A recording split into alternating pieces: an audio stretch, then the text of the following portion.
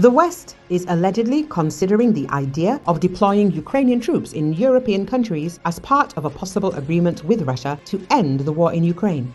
This is stated in an article in the Sunday Times. The author of the article, Mark Urban, recalled the demand of Russian dictator Vladimir Putin, who insists that Ukraine maintain a small number of troops and that their connection with the North Atlantic Alliance be limited. Western countries are currently allegedly studying options for how to ensure this. In particular, as the author claims, there is an idea of deploying Ukrainian troops in large numbers in NATO countries so that they are not part of the forces located inside their own country.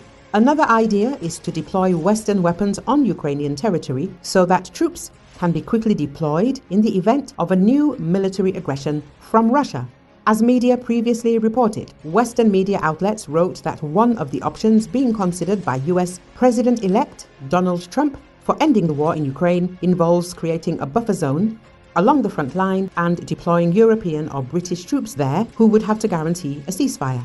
Meanwhile, the French Foreign Ministry does not rule out sending French troops to Ukraine as part of providing assistance to Kiev in the fight against Russian aggression. The head of the French Foreign Ministry, Jean-Noel Barrot, said that Paris is not rejecting any of the options and called on allies not to set red lines in the issue of providing assistance to Ukraine. But according to former commander of the Armed Forces of Ukraine and now the ambassador of Ukraine to London, Valery Zaluzny, Western world is not ready for a large-scale war, such as the one in Ukraine now. European countries and the British Army are most likely ready for short-term military actions. But the crux of the matter is whether they are ready for a war of attrition, he said. Zaluzny emphasized that in October alone, Russia launched about 1,600 kamikaze drones of the Shahed type and about 200 missiles at Ukraine. At the same time, he emphasized Western partners provided Ukraine with an incomparably smaller number of air defense missiles. So the number of air targets is growing, and countermeasures remain too expensive and, as a result, in too limited quantities. Even by this indicator, I believe that neither Great Britain nor European countries will be ready, despite the fact that they have a sufficient number of F-16 aircraft, but in 2 to 3 months, this air defense system can be completely depleted, Zaluzny said. The former commander of the Ukrainian Armed Forces expressed doubt that the West is currently working on creating alternative systems to counter air threats in addition to traditional air defense. In addition to the unpreparedness of Western armies for war, Zaluzny also points to the unpreparedness of Western society as a whole for a war of attrition. In particular, he mentioned the vulnerability of the West to Russian information and psychological intimidation campaigns and the reluctance of European men to serve in the army.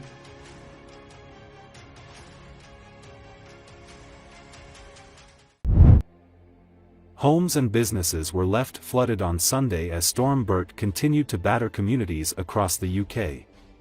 In West Yorkshire, one father described terrifying moment he and his 11-month-old son escaped from a sinking car after it became submerged in floodwaters.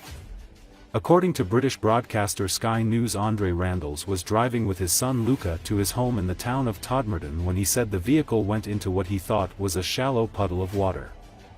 The vehicle began filling with water and Randalls was able to wind down a window and get both him and the youngster to safety. "I've carried him above my head to make sure he doesn't touch any of the water or anything to try and keep him dry and warm," he said as he described the ordeal. In the Welsh town of Pontypridd, houses and shops were flooded as residents struggled to evacuate the area and save some of their belongings.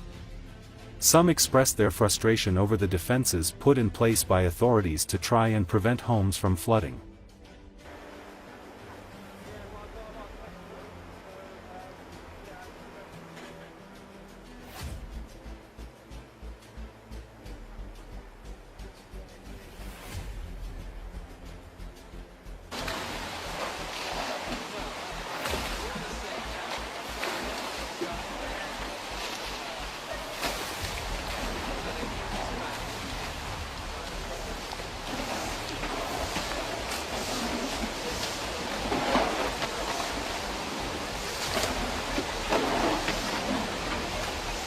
A flood defence instead of a Harry Potter fence.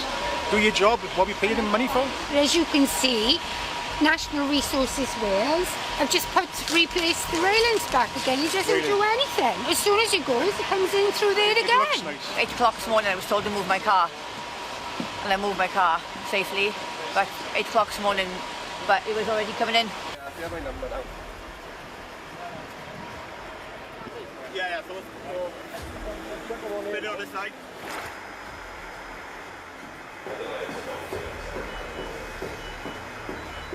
Well, I'm gutted. Obviously, it's how long is it going to take to sort it out? You mean?